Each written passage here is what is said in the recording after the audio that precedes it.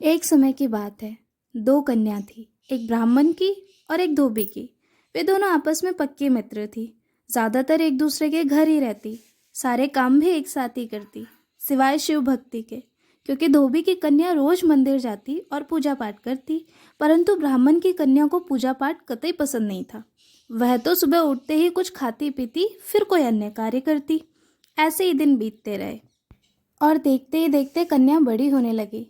तो परिवारजनों ने सोचा कि ये दोनों एक दूसरे के बिना रह नहीं सकती। अगर इनका ससुराल अलग अलग जगह ढूंढ लिया जाएगा तो ये दोनों एक दूसरे के ससुराल में ही रहेंगी और ससुराल वाले दुखी रहेंगे। अब दोनों कन्या के पिता एक ही गांव में रिश्ता ढूंढने लगे। संयोगवश जल्द ही दोनों का रिश्ता एक ही गांव में हो भी गया। शादी हुई और दोनों ससुराल पहुंची।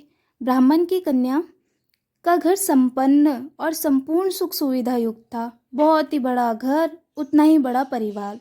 वहीं धोबिन की कन्या का घर बहुत ही सामान्य था।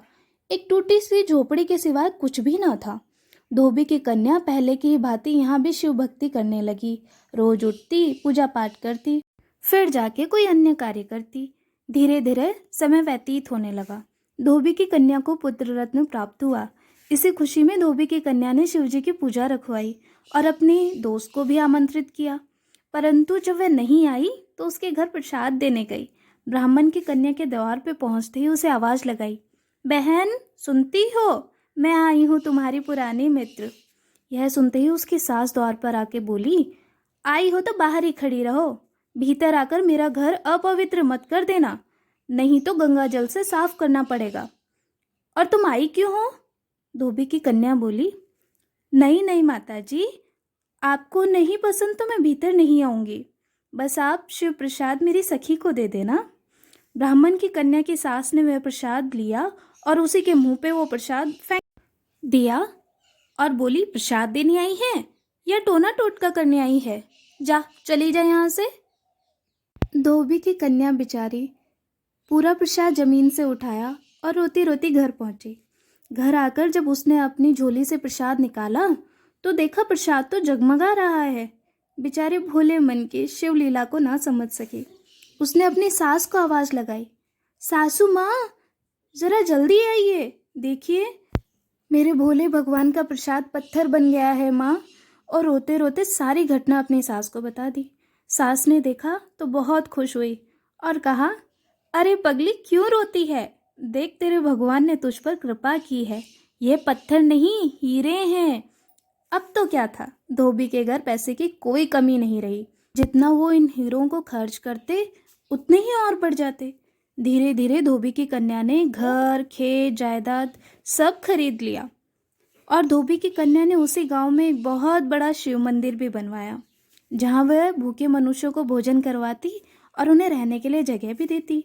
वहीं दूसरी तरफ ब्राह्मण की कन्या के ससुराल में सब कुछ नष्ट होता गया। यहाँ तक कि अब तो वो लोग एक समय अन्य को भी बहुत दुखी रहते। और एक समय की बात है कि इतनी भारी बारिश हुई कि उनका घर भी नष्ट हो गया। अब तो उनकी हालत देखकर उनके रिश्तेदार भी उनका साथ ना देते। दर दर भटकते हुए जब उन्हें बहुत समय व्यतीत हो गया तो किसी ने उन्हें बताया कि यहाँ पास में ही एक शिवजी का बहुत ही बड़ा मंदिर है, जहाँ भूखों को भोजन और रहने के लिए जगह भी मिलती है। यह सुन ब्राह्मण की कन्या अपने परिवार समेत उसी मंदिर में पहुंचे और भोजन करने के लिए बैठ गए। अब वहां धोबी की कन्या ने सबको भोजन परोसना शुरू करा। जब सखी का नंबर आया तो उसे देखा और पहचान गई। उसे भरी सभा में गले लगा लिया और उससे सारी आपबीती पूछी।